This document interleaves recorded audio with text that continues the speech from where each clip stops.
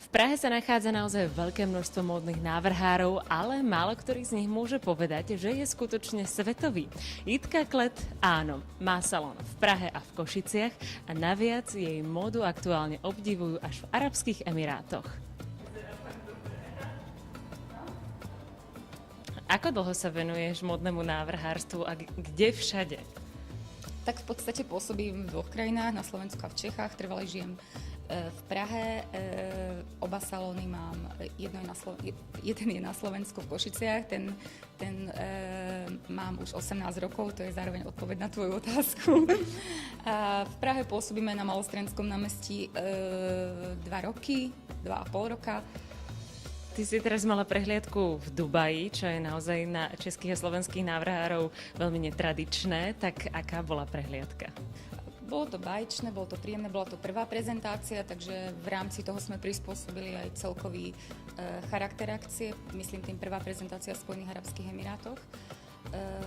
V rámci toho sme boli spokojní, boli sme prekvapení tým, aké boli pozitívne reakcie a to nás vlastne motivuje ďalej.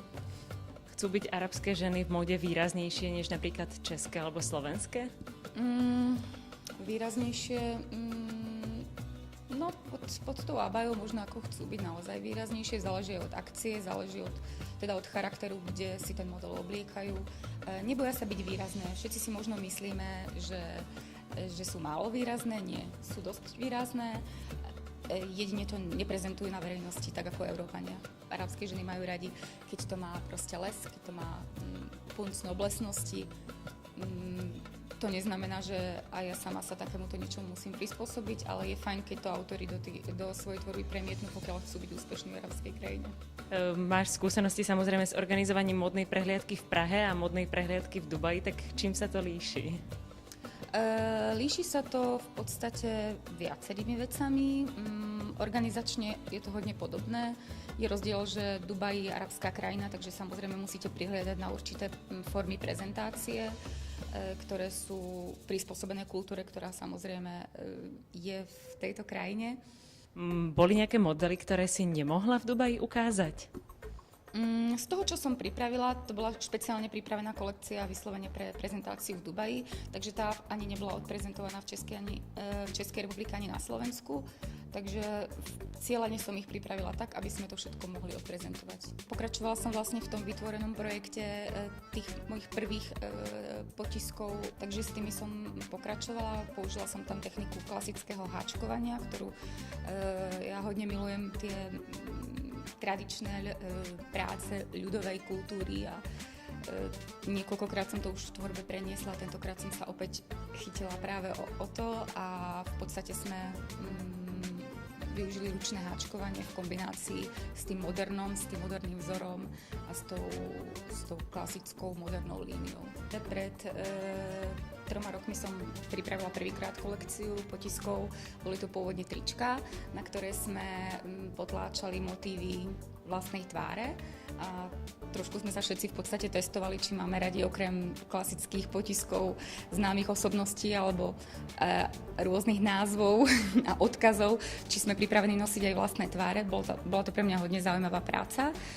Pak vlastne to prelomenie takej tej, by som povedala, ešte o mnoho originálnejšie alebo silnejšej línie vlastných látok bolo v minulom roku, kedy som vytvorila poprvýkrát vlastné látky s autorským podpisom, inšpirované obrazmi Vladimíra Obra, od ktorého som si púčila 12 obrazov a s tými sme sa hrali a tie sme preniesli do textilu, do odevu, do látky.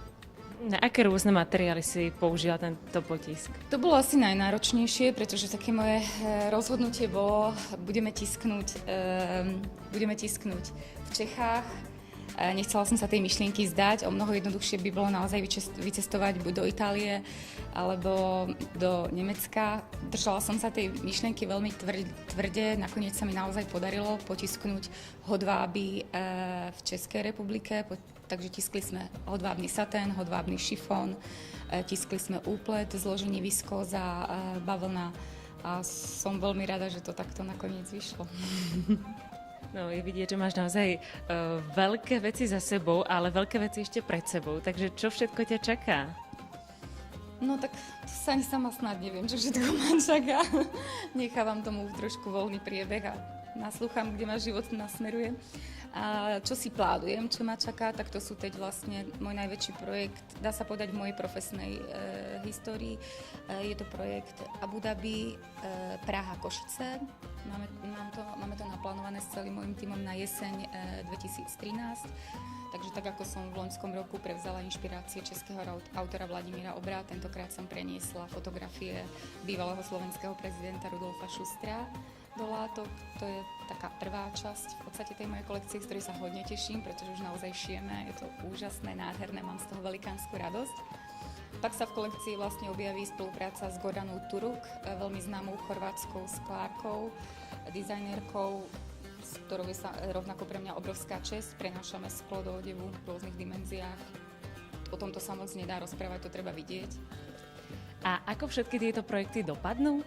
Tak to sa určite dozviete medzi prvými, pretože o Jitke Klet ešte určite budete počuť.